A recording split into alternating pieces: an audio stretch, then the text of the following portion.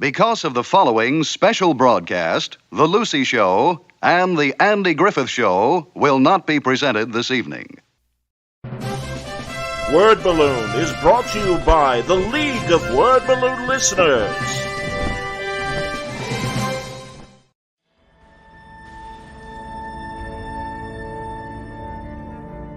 That's, me kind of doing a very light take on the version of Batman I was raised by, which is sort of post Neil Adams take, which he was doing the year I was born. Neil Adams was redefining the character kind of in the cracks and corners of DC when he was first a cover artist on a lot of the Batman books in the late 60s, and then once they gave him sort of the run of the place, his look, he kind of exaggerated even more with the lighting and the grandeur, the way he would exaggerate the figure form, the length of the ears, the length of the cape. A lot of it was just sort of aesthetics. He wasn't really changing the costume per se. I tried to illustrate what Adams did with a sense of maybe somewhat photo exacting kind of take on it, while also kind of avoiding some of the comic book tropes of the glowing white eyes, which I was always having a problem with as a kid, thinking about like how the mask is pretty much on his face like it's makeup. Like it's as close to the skin as you can get the way it was drawn by everybody, Adams included. And if that's the case, there's no room to hide the eyelashes for the human being wearing this mask, so basically just his natural eyes showing, but you can hide that in shadow.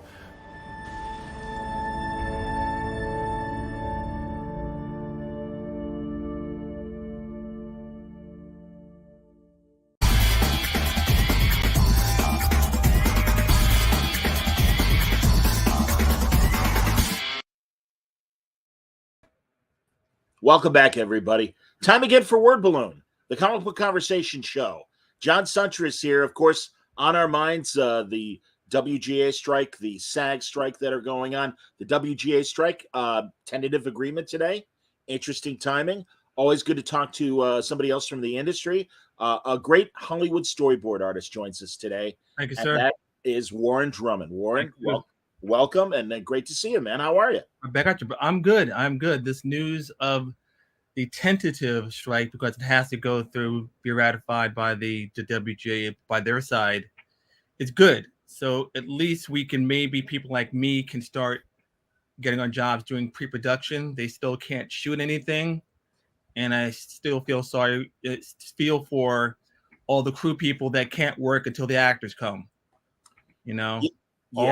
All the set, everyone on set, all the people you don't know, the camera people, the grips, everyone, they just can't work until that part. But at least some of us can get back to work. Yeah, man. And not only that, but as I'm learning, and really a lot of times we don't think of this, but the people that, own the restaurants, buy the studios. Yes. My favorite story that I didn't even think of, there was a local Atlanta newscaster, Mm-hmm. and she was interviewing a guy that he was an agent in Atlanta, and he was talking about the car rental that would provide vehicles, Wow. both on camera and whatever, for Mm-hmm. various shoots around Atlanta. And he's like, this guy normally has 100 cars out on, shoots and everything. Mm-hmm. And his business is disrupted by what's going on. So yeah, man, no, it affects a lot of people. Well, go ahead, Ron. I'm saying all my friends who are Teamsters. I have a very close friend, Gaston Pierre. That's my brother right there, and he drives actors and directors and DPs. You need to have people to drive around, Yeah, and it's funny. I was talking to a friend, an out of town friend, and he's like, "Well, these actors can ride it out." I'm like, "No, man, it's not. It's not the 1%ers. It's not the Ron Howards, the Tom Cruises and stuff. It's the working class actors. It's the extras, now called background actors, right? And the other people. I'm like, no, this hits the middle income people, the middle class of the actors and the writers, and it's." Hey, man, at least on Word Balloon, I try to provide the education. I'm a SAG member. but in a broadcast journalism capacity. So I'm allowed to continue to do what I do. Right. And I'm relieved about that. But yeah, it's no, it's rough out there. Well, as we said, I certainly hope the tentative agreement by the WGA reaches the rest of their members and they agree to it, and that the now they can focus on SAG, and hopefully sometime, if not this month, October, we could be done with this. If not, man, we're going to be stuck with a lot of crappy reality shows. Brother, I am too old to be on the pole. Okay, I need to make an honest living. I can't be doing that. I can't. All right, that's a mental image. I don't know if I want to. I'm just saying, I am still kind of agile for my age. Well, here, let's show the cover, man.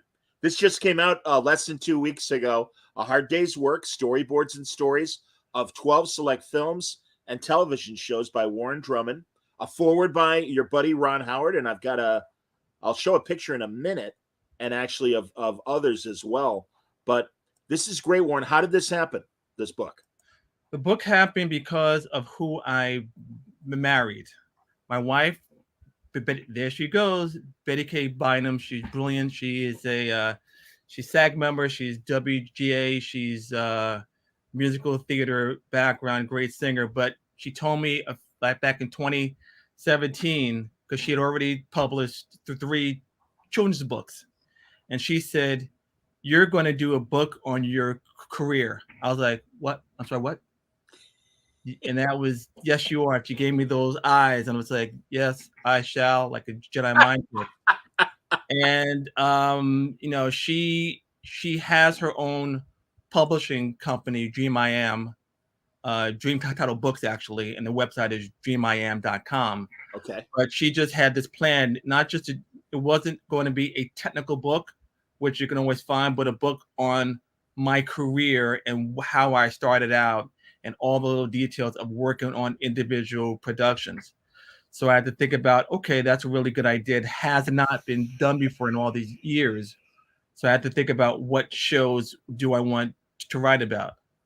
So I thought about certainly the movies with John Singleton, my brother, the movies with Denzel, Ron, certainly.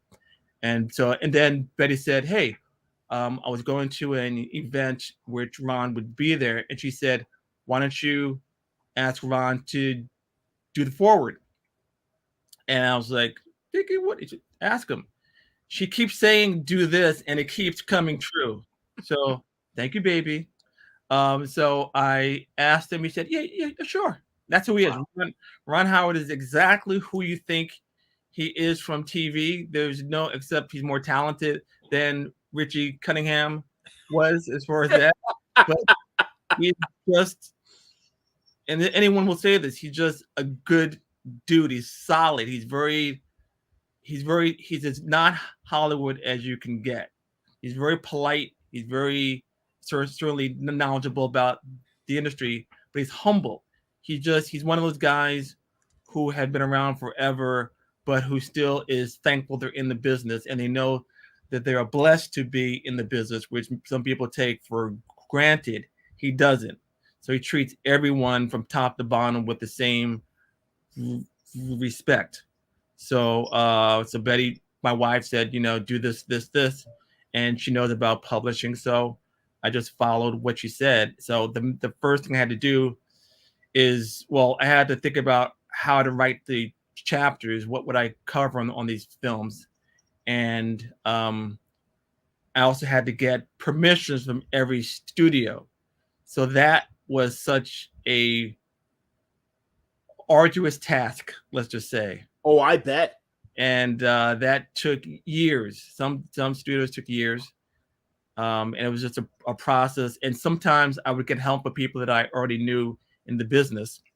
And certain people were very helpful. I can't name everybody, but like executive Kate Beta.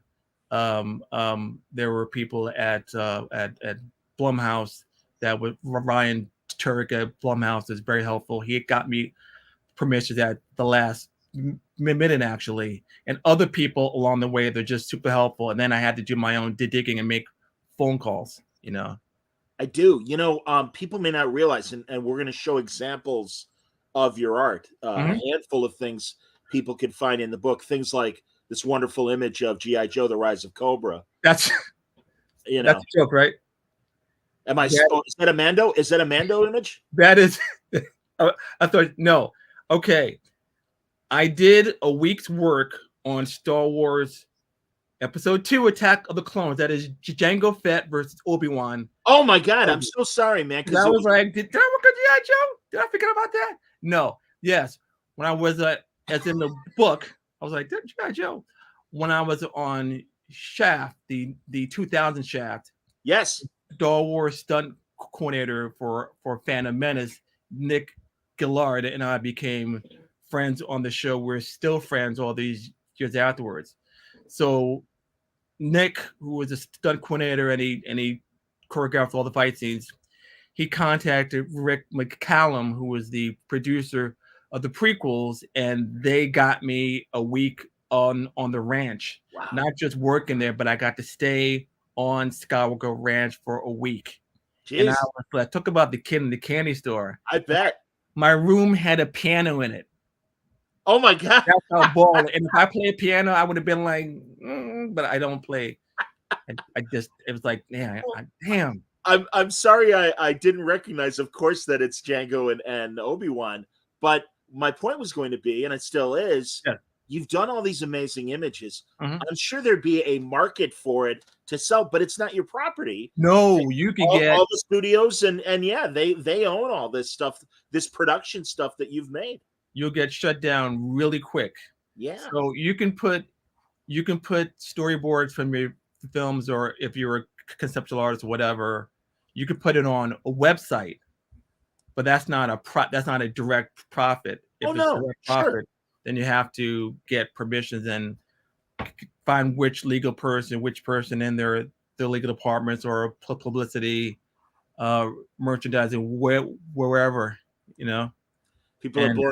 People are blowing me grief for thinking that was no, you're out the club, man. You're out. I apologize, Wood. There's this TV show called The Mandalorian, and he has the same helmet. Yes, of course. No, that was sarcasm, but there was. I'm just teasing, brother. Well, I know when I first saw those images of The Mandalorian, it's like, oh, is this like a Boba Fett show? We didn't know at first. We didn't know until we got the backstory and everything. But oh man, so many of your friends are chiming in, and I just want to acknowledge people like LADL and Diseased Mule Legs. I don't know if I want to know. I don't know either. I'm like, Mule Legs? I'll find out later. Jamaica Funk, fantastic name. You remind me of a guy I'd see on the Q4 bus on Linden Boulevard. Obviously a friend. Gene Williams from when we were teenagers. We lived blocks away from each other, and he is a fabulous musician who played keyboard for a woman named Roberta Flack. Oh my God. So, wow. He's that dude. Wow. He's that dude. He's working. I think he's still teaching in China now. But he's very impressive. And he's a great artist also. Honestly, Warren, the people again, you're like a pebble in the water, and the ripples and the various people that you've come in contact with, good friends. That's it, baby. People you work with. I was going to ask, and again, everyone's really busy on a movie, but have you ever had downtime where, when we were talking about how long in the business Ron Howard was, you ever have a chance? I in fact, because I knew Ron wrote the foreword, that's why I wrote in that promo that the Andy Griffith Show will not be seen tonight. Right. But we will see a book that Ron Howard is involved in. But you ever get any great old showbiz stories from Ron? Not. We worked on A Beautiful Mind.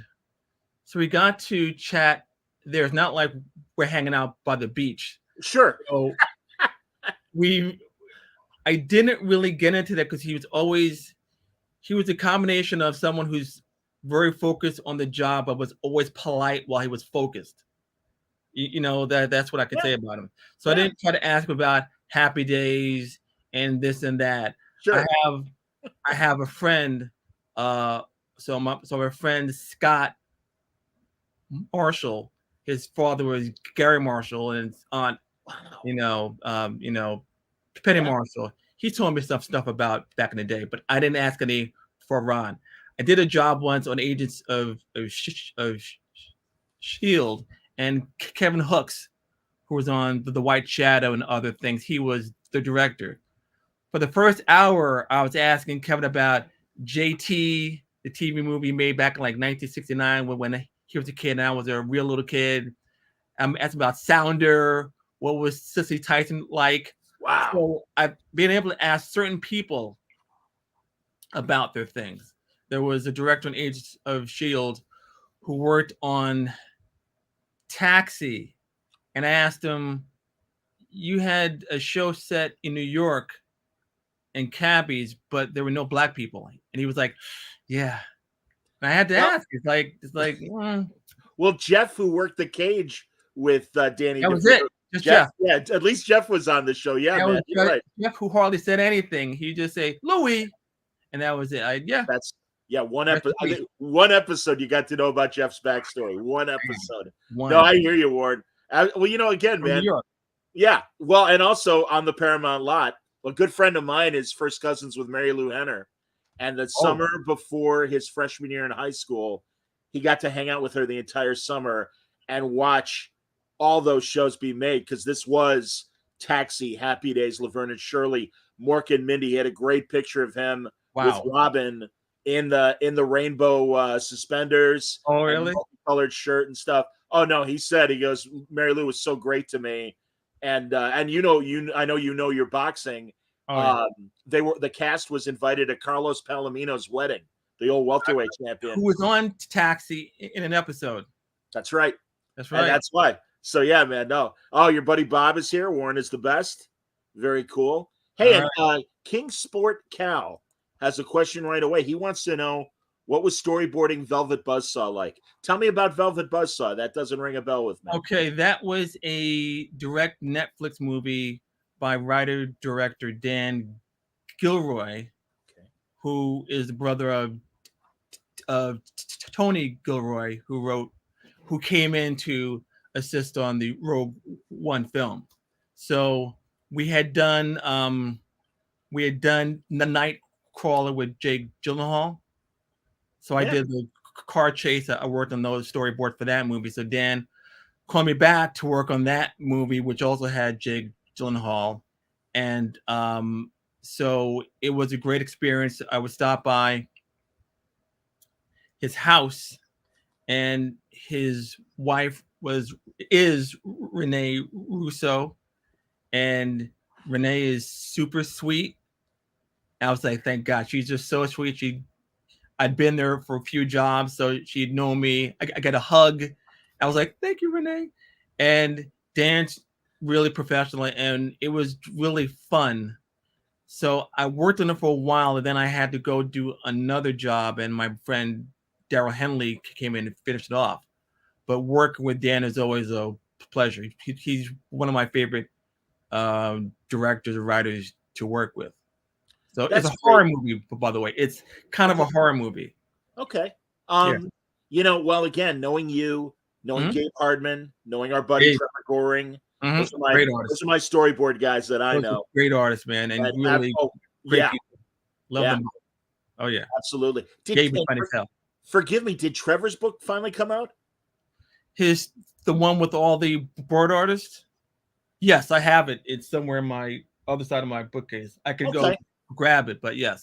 No. Yes, this is about you tonight. It's all right. It's a book. Yes, it has a lot of us worked in the last, I don't know, 80 years or whatever. Something crazy. I think it has like original Ben-Hur, like the first Ben-Hur. Wow. Yeah, he told me that it was going to be a storyboard art history book. It is.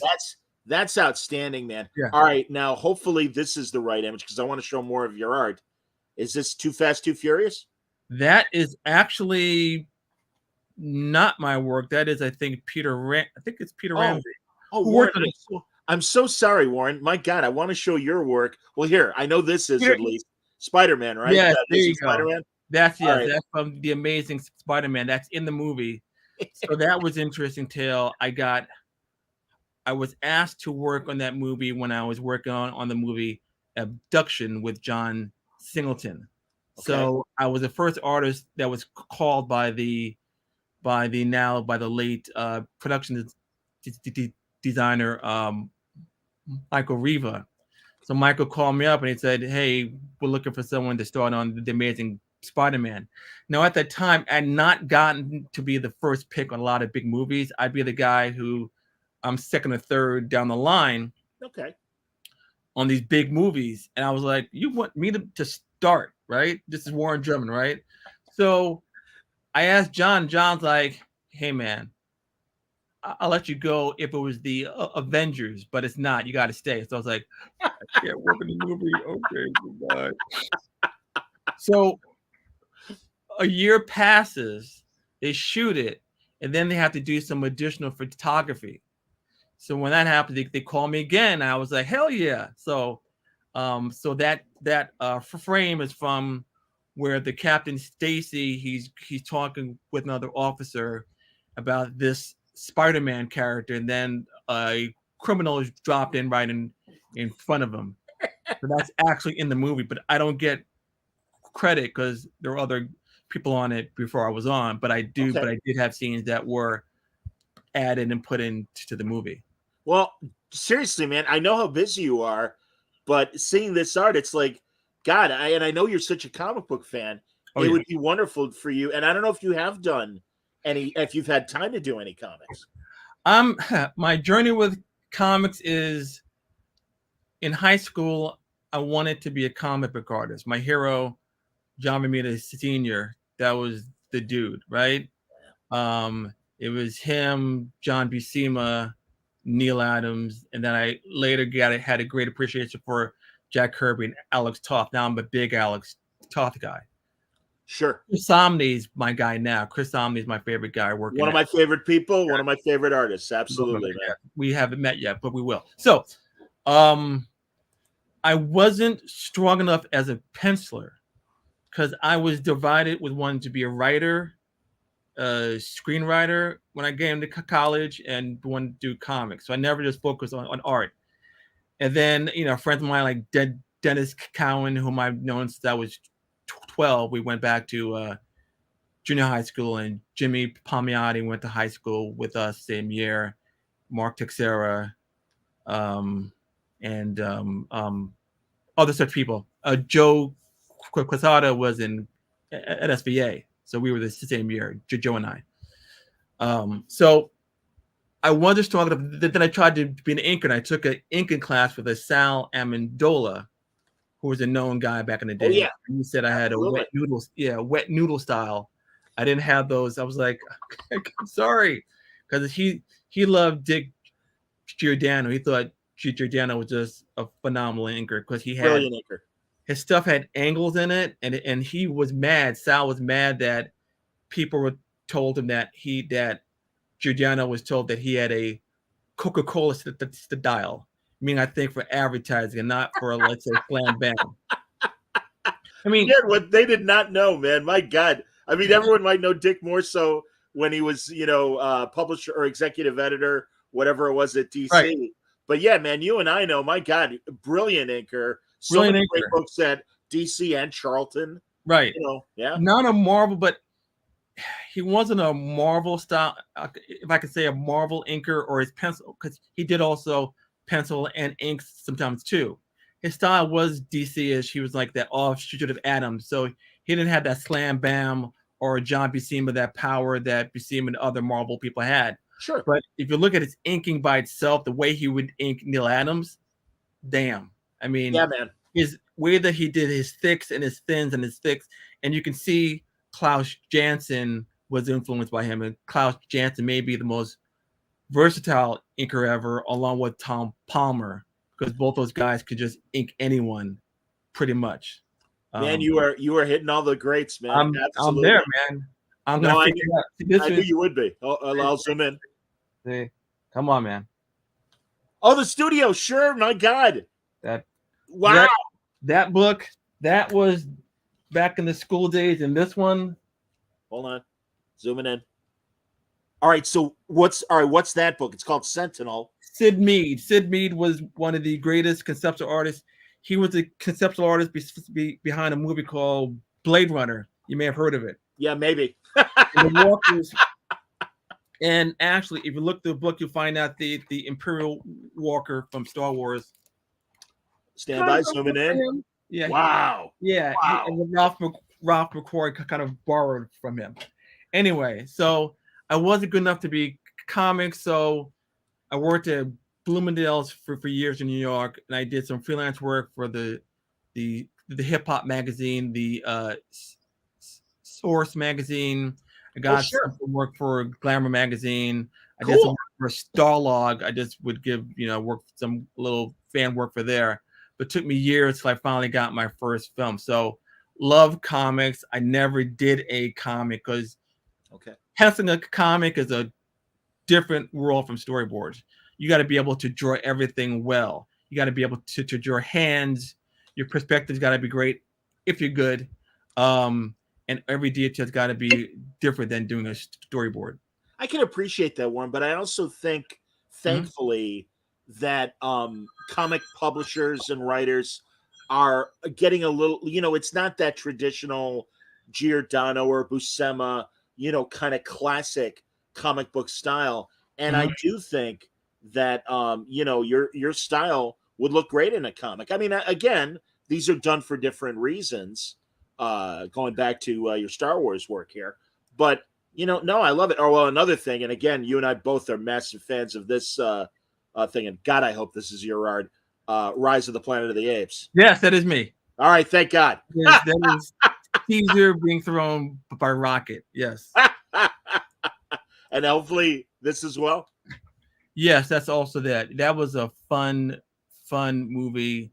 I was interviewed for the job. The director Rupert Wyatt, who's that was his first big movie. I was the second guy on, and since then we've done a number of shows afterwards. He's one of my other favorite people. He's just a lovely person. Again, very precise and professional.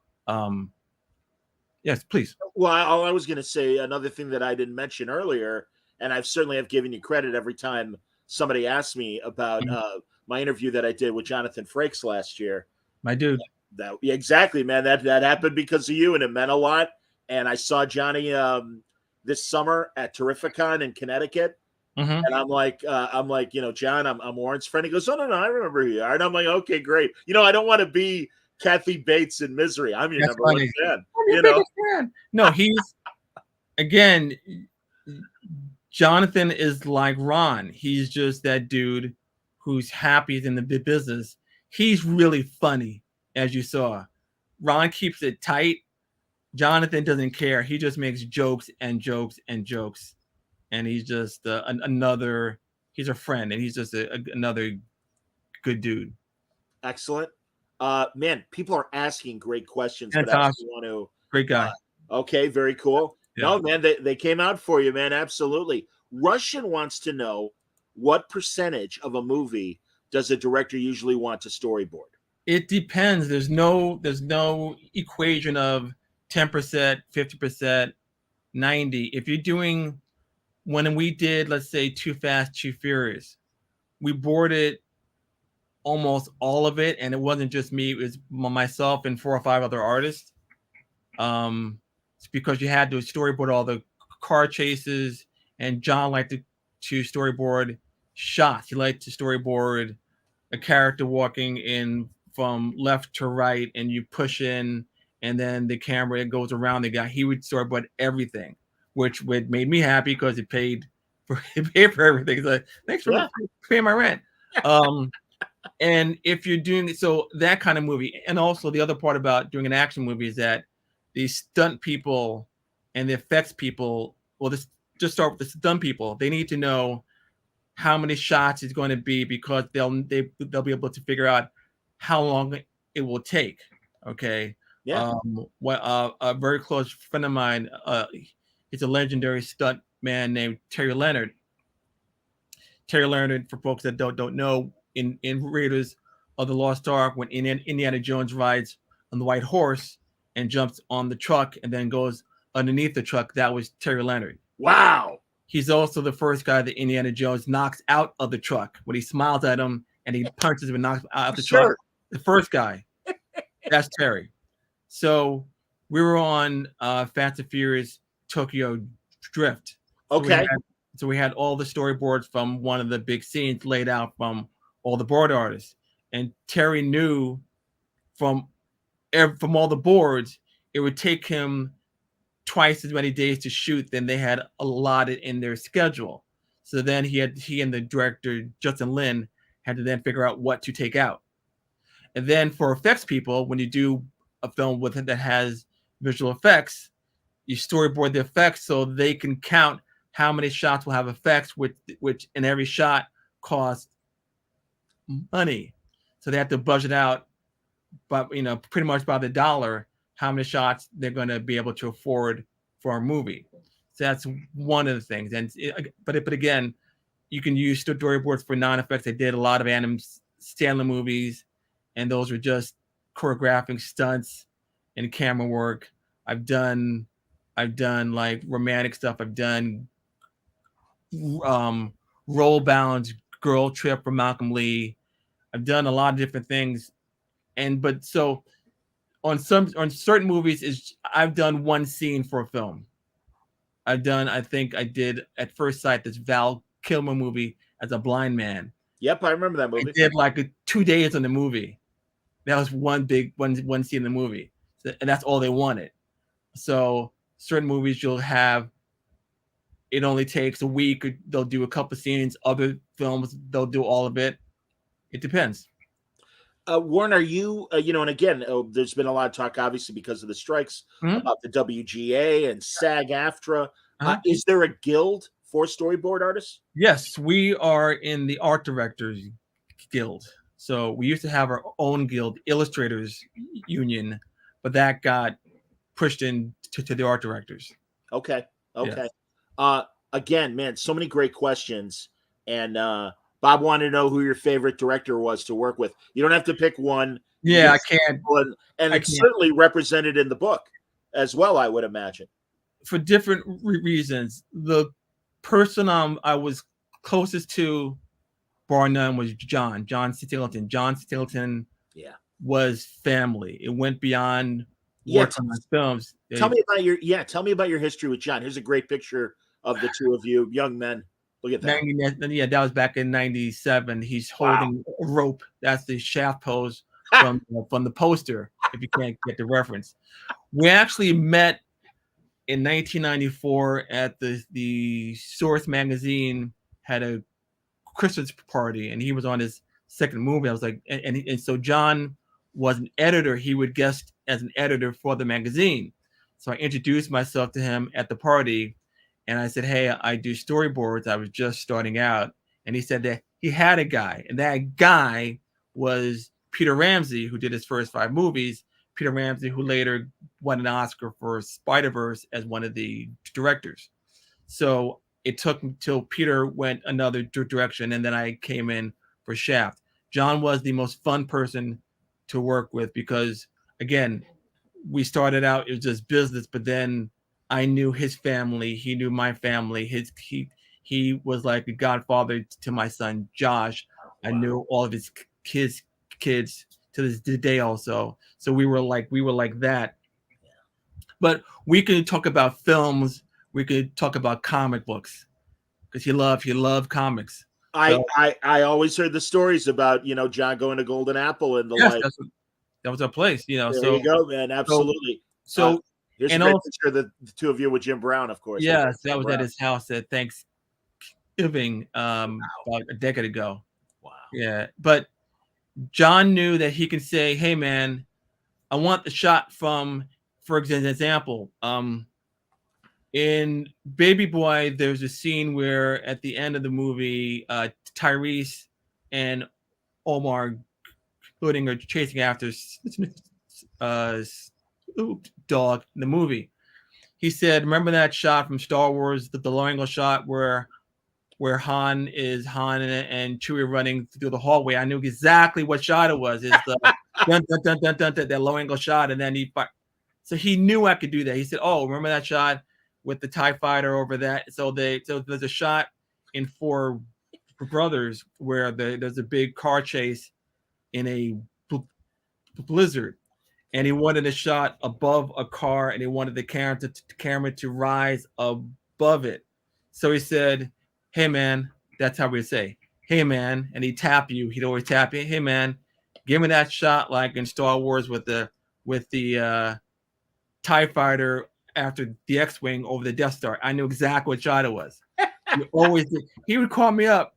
"Hey man, who played Captain Dobie on Starsky and Hutch?" Bernie Hamilton. "Thanks, man." Click. Well done. That was Absolutely, it. man. He would, but that's what he would do. So that's my relationship with John. He was my id. We just had a unique relationship. Denzel, I've worked with him on 3 movies. I was his first board artist on Antoine Fisher. I couldn't do The Great Debaters. I was on an Adam Sandler movie, but then I got called back. I did Fences, and then I did a 3rd movie, A Journal for Jordan. Being around Denzel is you're around Humphrey Bogart. You're around Sidney Poitier. You're around someone who will be on the Pantheon, on the Rushmore. So the first time it's kind of like, oh, so I met him actually working on Shaft in '97. I was working on here because the Shaft took 3 years to get done. That's another story. Because they had to find an actor. John had a script of a father-son story. And back then, they only had X amount of bankable black actors because they didn't allow there to be more than one black actor who was an action star and a dramatic star. So that's So I met him. He was visiting Bill Duke, whose office was near John, another friend, and so I got to meet him when he was doing He Got Game because he had an afro. So that was L.A. So Denzel is hyper focused when he's on the job. He doesn't want to talk about anything but the job in a meeting until after the meeting. Then you can talk. If he's scouting, we were on Fences in Pittsburgh, and we're scouting, and there was a kid on the street who lived on the block where the house was, and these kids would come up for autographs. He said, "No, I can't. I got to work." And you would go like, "Ooh!" But once he finished filming, he would ask the kids, "How are you doing in school?" That was his big concern. "How are you doing in school?" He taught a kid about boxing, how to box, how to throw a jab. Wow. But when he's working, he does not want anything outside distracting him. He doesn't want someone who's giving an opinion on how he might do things outside of their expertise. So I can talk to him about camera angles, but I'm not going to chime in about casting. Sure. He wouldn't want to have, he wants to have everyone know your role. But again, he's super respectful with everybody and he listens. He's a god in this industry who, when he's working, he asks, "What do you think?"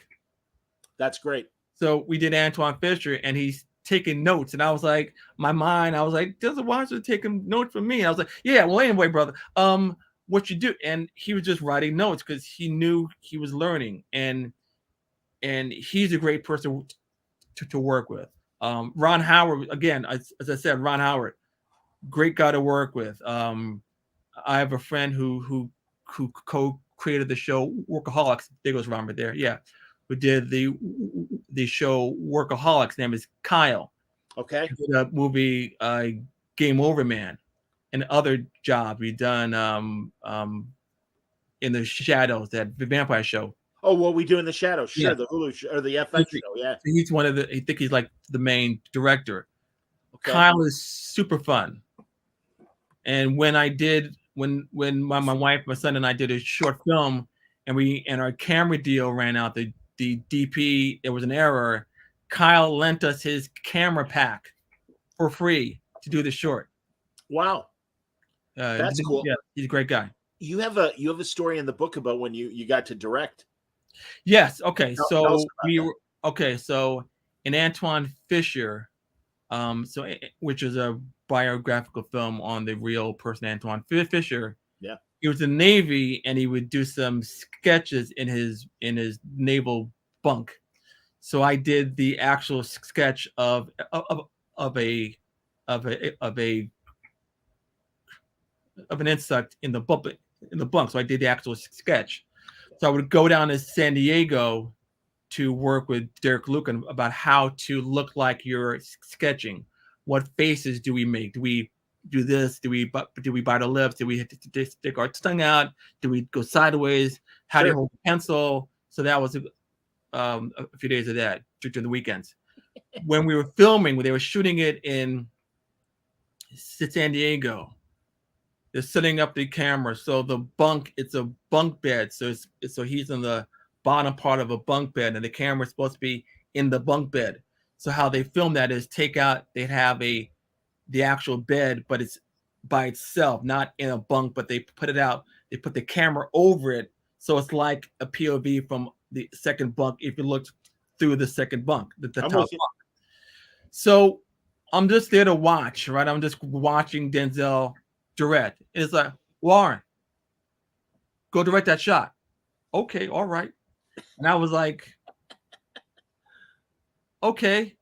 And I kind of like floated over to the set. I talked to the camera person, Pam, whom I'd met years earlier, and I just looked through the camera, make sure everything was lined up. And when when Derek came in, I would give him the instructions I had given him weeks earlier about hold the pencil this way, do it sideways, do that face. And I would just direct him off camera. And it was amazing. It was amazing. And that's what he just, Denzel or D, we all call him D. D just put me in the position to succeed. And I love him to death. And I'll tell you this, I'll be very quick, which in the book. My mom, Denzel's mom and my mom were like the same age. Okay. Harlem. They were both from Harlem. Sure. So my mother's birthday was coming up. She was turning like 95, 96, a few years before she passed. And she had dementia. So this is a woman who was a school teacher turned guidance counselor who, when she was working in the family court system with a lot of Jewish parishioner, learned Yiddish to speak with them. She was that person. She was brilliant, but she had dementia. Wow. I found out from my sister Linda that mom was a huge Denzel fan. She had a crush on Denzel. I never knew that, because you think of your mom as that your mom. They're not people, right? I'm hip. Yeah. So I found this out. I tell Dee that my mom's a huge fan of his, that her birthday's coming up in a few days, and we're working on a journal for Jordan. And he says, "Why don't you call her up?"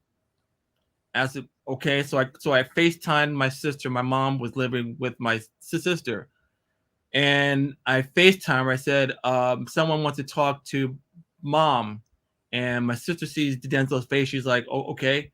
Pass the phone to mom. So again, mom had dementia. She was still, she various degrees of being there and not. Sure. Denzel said hi. Mom went like, I know who you are. And click, dementia went away. She was talking about where she grew up in Harlem by the block, where she went to school, every school she went to, the neighborhood. I was like, this motherfucker. So you can say it. Sorry. That's amazing. I was like, she has dementia. And then she was a woman. She was just a woman talking to her man. That's and cool. From then on, I read a book. I call that the Denzel effect. That's amazing. He just did that for me because he knew me, and people don't know he's got that side where. What a gift. He, and when she passed, he called me up and just talked to me like a dude. He didn't do sorrow. He cracked jokes. He cracked on me, and he was just to call me. But again, we don't hang out. We work together. but when he cares about you, he cares about you. So he's always on my list of people. But I've been super blessed to work with fantastic people. What a story. Good Lord, man. Absolutely. Yeah. That's amazing. MMS says hello. All right there. Hello there. Hi, Warren. Bob. Oh, now before I ask Bob's question, okay. I got to ask regarding Shaft. Did you have a chance to speak to the man, Richard Roundtree? Okay, when we were so this is the 90s, the 2000 Shaft, not the 1971, because I would be really young. No. Okay. When John was first developing a father-son Shaft movie back in 1997, Richard came by the office. Wow. So I had met him in passing a week or so earlier, but then when he came by the office, I got to chat a little bit, but I wasn't trying, it's just not my place to go, hey, Mr. Roundtree, yada, yada, but sure. I did meet him. I have met him a couple of times. Sam, I talked to Sam certainly, but because Sam and I went on Die Hard with the Vengeance and then that, and we're still tight. So cool. That's great. That's amazing. But Roundtree, John said he is our Sean Connery for Black people, and I'm with you. Yes. And John's original story was a father-son daughter story. Where John Shaft Jr. was a cop who followed things by the book, which went against his father, who was a former cop detective. So that was, and it was just a great story. Studio did not want to pay an extra $5 million for John. He didn't just want to do a movie in the hood. He wanted to have a James Bond feel to the movie. Absolutely. And they were just like, we want it to be for that amount. And then, Richard, and the actors they had to come in. Will Smith was offered. Wesley Snipes had the big offer, but then there was an issue with artistic differences. And then after that, they talked about Chris Tucker, and they finally came around to scrapping John's script and then making a new one with Sam would be the nephew. And then they'd cut Richard Roundtree out of the movie, but then Sam said, no, he's back in the movie, and they put him in. Oh, my God. Warren, my favorite scene in the movie is when Sam goes, hey, can you back me up? And Richard goes, me? Back you up? And laughs and walks away. And it's like, you're goddamn right, man. That, and no disrespect to Samuel, but it's like, that is John Shaft. Do you remember as a kid? I was just talking about this the other day. The TV show that Roundtree did. 1976, right? One season. Yes, remember it. They warded him down so much. Yeah, they did. He's like TV. Shaft's whole thing is that he would tell white people, which for back then, he was a black man that would say, oh, hell no, and more than that. But on the TV show, it's more like, hey, pal, okay, they just he wasn't the same. And I hear you, man. I hear you. And those movies, no, you're right, and that's a great analogy. You're right. He is like the Sean Connery of He just didn't get the parts that Sean did in his later years. But Richard Roundtree is a really good actor. Damn good actor. Absolutely, man. Great looking guy. Beautiful man. Yeah. No, I'm with you, man. Warren, I'm going to talk to Ronnie Barnes in a few weeks. My friend. Yeah. That's great to hear. And also, my heart broke when HBO canceled the Lakers show Winning Time. And, honestly, there are so many great young actors in that show that I am really convinced are going to be part of the next wave of tremendous young actors and stuff. And that's the difference. The difference between now and even 20 years ago, certainly 30 years ago. Yes. We had the dignified actor who was Denzel. We had the dignified but a little dirtier Lawrence Fishburne. We had the action guy Wesley Snipes. We had the funny guy Eddie Murphy. We had the action guy that was funny Will. It was just this, and this. And actresses, if you weren't Halle Berry or near her complexion, you weren't getting a lot of work unless you Absolutely. were the judge, the DA.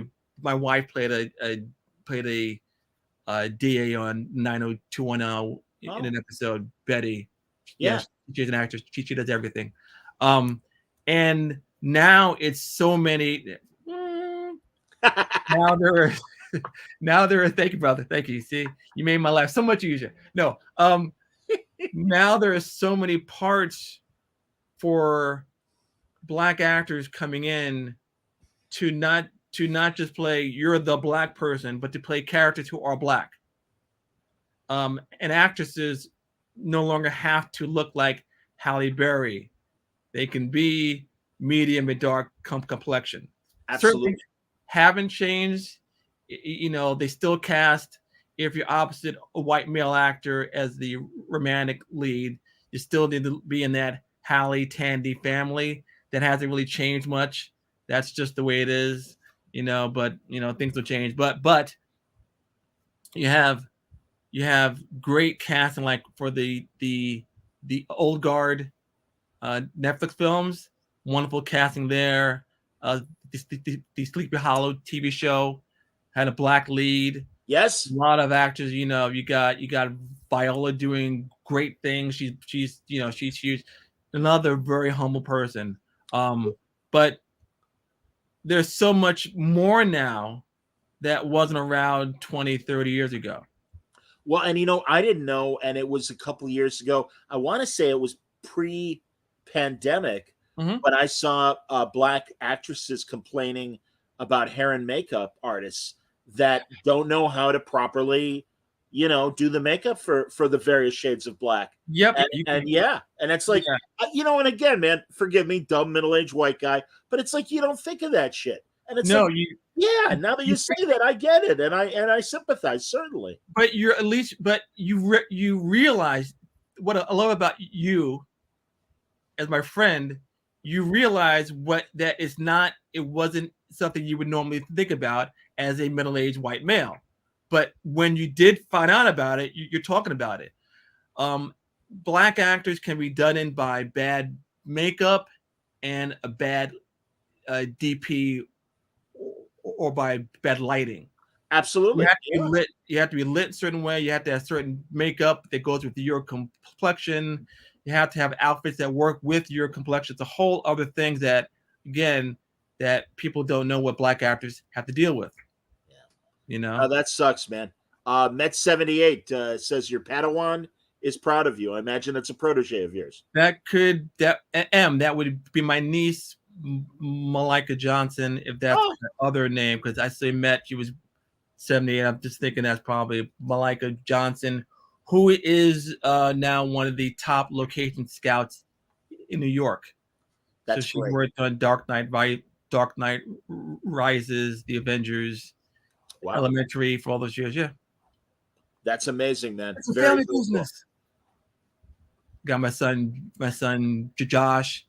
He's an actor and a hip hop artist under Josh D. King on Spotify. Josh D. King, he's a fabulous, fantastic hip hop artist, and my wife owns her own publishing company, Dream Title Books, and she's also in the WGA, and she's in SAG because she can do everything. That's amazing. Well, another book she published. There you go. Is Josh, your son's book? I'm a Brilliant Little Black Boy, and you sent me the video. I was a little worried because sometimes when I put an existing video on, I might get a copyright strike. I don't. And, I didn't want to take any chances. Oh, for the SAG actors already, right? So that video for folks who don't know, we shot a promotional video that you can find on YouTube with celebrities. So Sam Jackson, good friend for all these years, he's in the video, and you just have people say "be brilliant." Another thing that my wife Betty came up with, just have people say "be brilliant." So we got Sam Jackson. Sam, when they were shooting XXX, he got Vin Diesel, whom I knew back in the day when he was Mark Vincent back in New York. So he says it. It got my kung fu teacher, Steve Earl White is in it. Michael Ealy, Hill Harper, who I've known 30 years, and a lot of other people. Aldous Hodge, another friend. So I got a number of people and other people that I can't remember everyone, but who just say be brilliant. And the whole point of the book, to be very brief, my wife wrote a book, I'm a Pretty Little Black Girl, in 2013, and the purpose was to show Black girls growing up, you're as pretty as anyone of all complexions. So the follow-up, when my son said, what about the boys? So they co-wrote this book, and my former Padawan, Brian McGee, was the artist. He also does storyboards, but he also did that book. So the purpose for that book was to show Black boys, you are brilliant in whatever you do, just like Dr. King said. So whether you want to be a barber, a doctor, a scientist, a pro athlete, a hip hop star, you're brilliant in whatever you are. That's great, man. And so there you go. No, that's terrific, man. Outstanding. I'm going to go back to... And we are developing that into an animated TV show. You were saying off the air, you were saying, that's wonderful, man. Yeah. Well, and again, much like not knowing about the issues of makeup and as you say, lighting in the DP and everything, Chris Rock's amazing documentary, Good Hair, was an education. Yes, it was. Yeah, it is a thing in the community, our community. Oh, she has good hair because it's straight. And a neighbor said that about a family member once, and I was like, and she was Black, but we had to think about good hair and bad hair. So that's, again, it's part of what the fabric of being in America and being brought up in what is beautiful and what is not. Yeah. So, well, thankfully, we're getting better. We're learning. As Kelly Sue DeConnick says, we're all evolving. And yes, there's room for education and understanding and everything. Yes. And that's terrific. I'm really glad that Betty made these books. I think that's terrific. Very cool, man. Unbelievable stuff. Well, again, the book is, I'm going to get it back up here, the cover. Hard Day's Work. Mm-hmm. Very cool. I mean, I'm excited. Came out, like I said, about 10 days ago, available on Amazon. We actually, sorry to interrupt, but it's been on pre-order since the spring, and we had orders back then. So you can order it at dreamim.com, which is our publishing site for Dream Title books, dreamim.com. I'll put a banner up. Keep going. Or you could get it on Amazon. Okay, great. Dreamim, and I'm putting it up for everybody so that the video people know, but it's good to repeat. www.dreamim.com and Amazon. There you go. All right, beautiful. www, and then you can order it, and you can order it at on Amazon, and for Barnes and Noble can order it also. Are you going to be on a book tour? Do you have time to do a tour? As a matter of fact, we're not like touring around. I'll now be in Ohio. I'll be in Cleveland at the shopping mall. No, we actually there's a shopping mall out here. There's an outside mall called the Grove in Los Angeles. It's a very popular place, and the Grove so they have a Barnes and Noble. So my wife Betty, my son Josh, and I will be signing our books at the Grove on October 21st. Great. At I think 2 p.m. at the Grove. So we have a banner there, and that will be our family signing. And I will be signing at Golden Apple Comics on November 18th. Excellent. And you send me my copy, and I inscribed it. I'm so glad. I really was. At first, I'm like, look at him, like, I hope he signed it to me. And there it is. I'm like, oh, okay, good. I have to do that, man. Warren, honestly, it is the nicest thing in the world when my friends write something and they present me with a book. My good friend Cameron McWhorter, great journalist, he's going to be coming on in October. Okay, he co-wrote a book, and it's really an anti-gun book, but it's about the history of the AR-15 rifle, which we don't need, which we absolutely don't. And he is certainly on that side of the argument. And really, it's an forgive the pun, it's an explosive book. And it's really, well researched, and I mean, Right. God, just the gun manufacturing community. They got John Wayne. Betty's here too, but They got John Wayne here. to. Oh, hey, Betty. Betty, Hi. you get blown up. Hey, Like, nice to meet you. I just came in from New York. I'm sorry. Hi. Oh, it's a pleasure to John. meet you. Congratulations. Hi, On, it's my pleasure to meet you, Betty. Well done on the books. Oh, and thank we've you. been talking it up during our conversation. So Thank you. truly. Thank you so much. I appreciate that. Oh, God no, it's bless our you. pleasure. So Thank yeah, you. and here I'll even put the banner back up, everybody, to get Betty's publishing efforts. Oh yeah, no. Oh, that's so IM.com. sweet. Thank you. Oh, my pleasure. Bye. Nice meeting you. That's There you great. I was saying about Cam's book, even John Wayne would do ads promoting this AR-15 rifle. It's going to be amazing, and I haven't had a chance to read it yet, but I'm looking forward to talking to him. And so no, and eventually I'm going to get off my ass and I'll do the word balloon book, Warren, and hopefully join you at a library. Reviews? Come on. All the shoot, man. Yeah. And books that are ordered through GMIM, I do sign those because that's great. So I mail those out. Those come to our house, and I mail them out personally. The Amazon is just ordered, from Amazon. No, that's great, man. Well, that's wonderful. Yeah. So signings at the Grove in October. Yes. And Golden Apple in November. That's wonderful, man. Oh yeah. Very, very cool. To promote, man. It's all about getting the word out there. You got to absolutely. People. No, I get it. All right. Final nerd question. Oh yeah. Russian wants to know, who do you think drew Spider-Man the best? Well, my favorite is John Romita Sr. That's to me, that's my Spider-Man. A lot of them do, like Ditko. You got to give respect to the OG because he was not Jack Kirby, so he would put him in positions that Kirby could not, and he made a normal-looking guy. Yeah, Romita just made him. He made a handsome Peter Parker. You wonder, is he a nerd because he gets the prettiest women? Gwen and Mary Jane, absolutely, man. Come on, man. I mean, all right. I don't know how much soap operas you watched when we were kids, but on all my okay, One Life to Live, but all my children, Michael E. Knight, to me, especially when he was a kid, looked like a John Romita Peter Parker. Well, I remember what he looked like. Yes, he was brunette, though, right? Yes. I know. That is not bad. Dude, throughout the 80s, I'm like, if they ever make a Spider-Man movie, there's Peter Parker right there, man. When I saw Margot Robbie Once Upon a Time in Hollywood, that outfit, that was Gwen Stacy. That was the Romita with the boots and the skirt.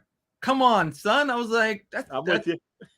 That's the older version. So yes, we get that nerd vision, man.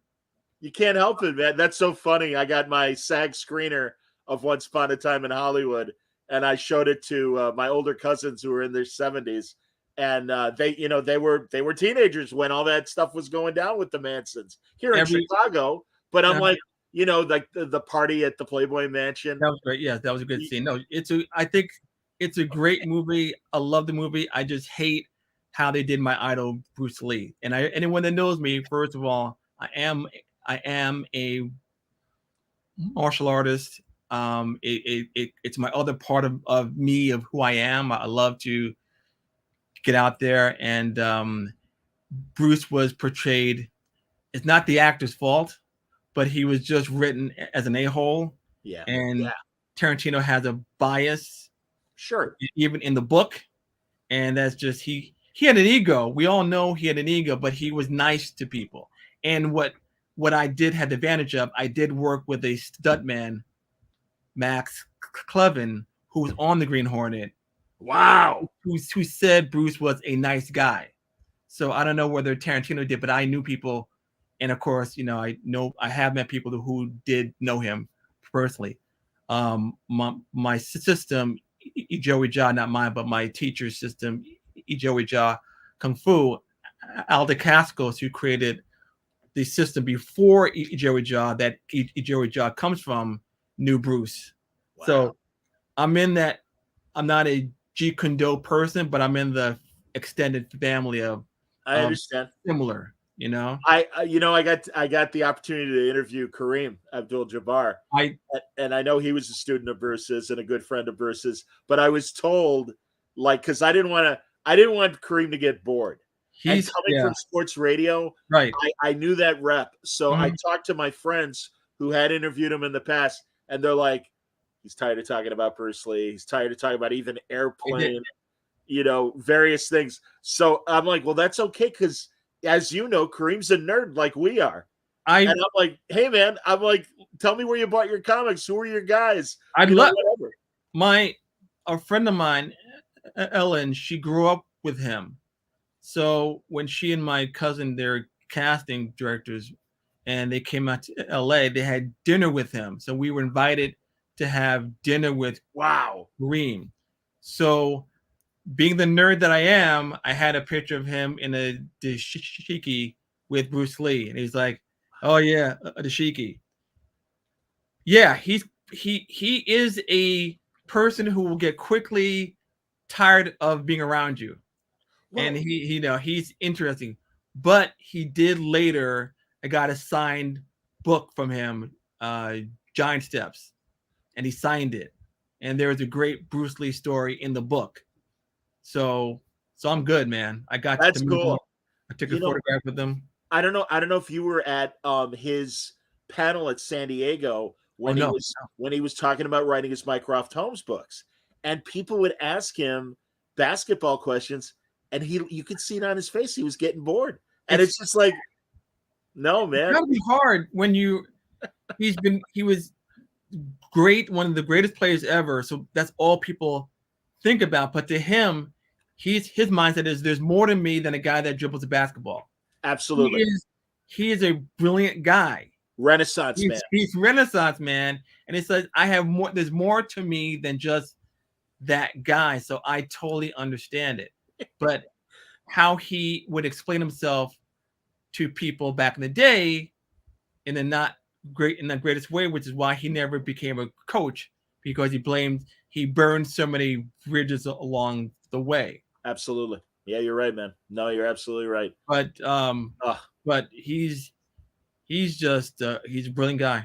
Well, and I'm so glad, and I told him this. Well, first of all, I got him on my side right away, because I'm like, I got to tell you, Kareem, I got several thousand people listening to this interview, and they got to be thrilled that you're a nerd just like we are. And immediately he goes, hey, man, we were the readers. That stuff ignited our imaginations. That's why I like comics. That's why I like sci-fi. And I'm like, all right, we're home. We're going to be fine. When you find a fellow nerd, like do you know, for example, I'll out a few people. I was going to ask. Go ahead. Sam Jackson. That's my brother. That's my film big brother. Love him to death. Sam loves comic books. When we did Die Hard with the Vengeance, and I met him, and he had come off Pulp Fiction, he was so nice to me from the start, and he knew that I did storyboards, and we got into talking about comic books, and he knows his stuff. He loves he's another Golden Apple guy. The Bosch actor Titus Welliver, and I click. We message each other a lot, because Titus loves martial arts and comics, and he knows both real well. So he'll display comics that he's gotten on social media. So he's another guy. Clark Gregg, Agents of S.H.I.E.L.D., Agent Coulson, grew up loving Jim Starlin. So that's awesome, man. Amongst us, the nerds are we're everywhere. You know who I met at Alex Ross's booth at San Diego from Mike and Mally and The Good Fight? Nyambe. Massive friend. No, I just saw him. We ran into each other not that long ago. Big nerd. He said he's been working on his art, and he eventually wants to put out a comic himself. No. And it was great, because he really was just there as a fan. And I told our friend Sal Benatti, I'm like, hey, You might not know this guy. And at the time, I'm like, he's one of the funniest guys on Mike and Molly. I'm like, hook this guy up. And Sal just all the paraphernalia, the sketchbooks, the big button with all the Marvel heroes that Alex did. I'm like, load this guy up gratis. I'm telling you, you want this guy on your side. And Miyabi was so happy about that. It was Miyabi is a real deal comics guy. He's not the guy that stops by the shop to, look cool, to look for stuff that for a movie part. No, he loves comics. That's those guys that go to Golden Apple love comics. Tom Jane. Tom is a mutual friend of a director friend who did this movie. I think it's called Stander. So I met him at Golden Apple, and I met him a few times. And he's not what you think of the guy that played the Punisher. Oh no, he's actually a little shy, and just he's very artsy, and he's another really nice person. Yeah, he's a cool guy. That's excellent. Lady L, I don't know. She says heard, rumor, aware. I don't know. Heard, rumor. I don't know what that rumor Warren. All right, you Marvel character. Thanos' other child, Gamora, rumor. I don't know. I don't know that. All right, you stumped us, Lady L. That's fine. All right, you can write back. Absolutely. You can write back and do a full sentence. Stretch it out. Hopefully. Again, the book, A Hard Day's Work, Warren Drummond, forward by Ron Howard. Warren, all of Warren's war stories, if you will, of making great television and film all these years. And I'm so glad, man. And again, that at least the writer's strike part is over. And hopefully it gives you guys, like you said at the beginning of the talk, the opportunity to get back to work so that when things are settled with the actors, we can get back to everything. Oh, well, here we go. Lady L says, rumor has it Warren was a child Spider-Man. That's hysterical. I do have a drawing that I did of Spider-Man when I was 6 years old. I don't know that. I know I must know her, unless that's my sister, Linda. That maybe could be Linda. There you go. So yes, if that is my sister, yes, I did go around the house doing this. Whip. When I was a kid, I would thwip around, all that stuff. And that's my favorite character. Then I had a drawing of Spider-Man capturing. That's Linda. There you go. Wherever through the house. Thank you, Linda. Okay. Hi, Linda. There you go. See, Linda, when I was 13, she took me to the Marvel convention, and Stan was there, and Jack Kirby came by. So Stan Lee was there. I'm a kid, and I stutter. I'm not who I am as far as now with the confidence to just talk. So she introduced me to Stan Lee. Wow. And could you sign my brother's autograph? And he wrote, to Wondrous Warren, Excelsior. I was like, and then I took it home and I lost it. Oh, hung it up. So I know it's hard. So decades passed. I'm out here in LA. They're reopening the new location for Golden Apple. Stan cut the ribbon for the store. He cuts the ribbon, Excelsior, and runs through the store to go to his sports car. He was in his 80s, had a sports car in the back. Since they knew me very well at Golden Apple, they let me cut through and get and chase him basically through the store. And I said, and I had to drop every name that I knew that he knew. So I said, Stan. He was like, I got to go. I said, Stan, okay. Will Eisner was one of my teachers at SBA, close friend of his. Harvey Kurtzman was one of my other teachers, friend of his. I said, John Singleton was one of my best friends, and then he knew John. Would you please sign? So he signed a poster that John Romita Sr. did of Stan and surrounded by the Marvel characters. So he rewrote to Wondrous Warren. It's hanging in my office, 10 feet away. So, woo! But that's fantastic, Warren. But also, what my sister also did that I didn't know. She took the convention book and went around to artists that she didn't know and had them sign the book. Wow. So I have this convention book with signatures of this guy named Neil Adams, Maurice Severin, Alfredo Akala. Alfredo Akala, holy cow. I found it years later, so I still have it. Wow. I was like, who did that? So yeah, we're tight. Yeah. That's amazing. Outstanding. Big sister. Really, Warren. Well, again, this book is a real story of perseverance and success.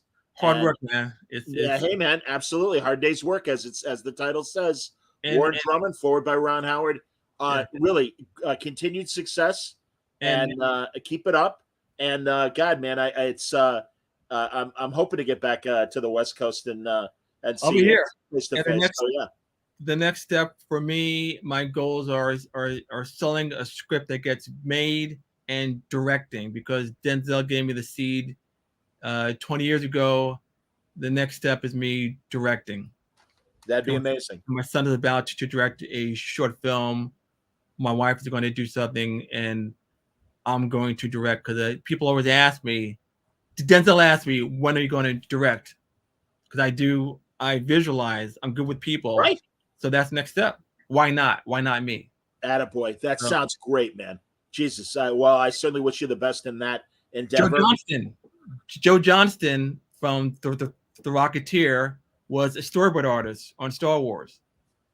Peter Ramsey, who directed on one of the guys on Spider-Verse, and he did an episode of Mandalorian, and Ahsoka, storyboard artist. James Cameron, whom I've met a couple of times, he did storyboards, production design, and why not? So hell yeah, man. I'm in Hollywood. Attaboy. That's great, Warren. Truly, man. All the best. Thank you for doing this. Thank you. Wonderful conversation and continued success, as I said. Warren Drummond, everybody. Thanks a lot for watching. Thank you. Tomorrow, a doubleheader. I'm going to be talking to Mark Wade in the late afternoon, early afternoon, West Coast time, late afternoon here in Chicago. Great writer. And then we're going to do our Trek Watch tomorrow night. Okay. And talk about the latest episode of Lower Decks and those disgusting, and they are disgusting, very short treks. Yes, live long and prosper indeed. But thanks, everybody, for watching. Until next time, everybody stay safe, stay happy, stay healthy.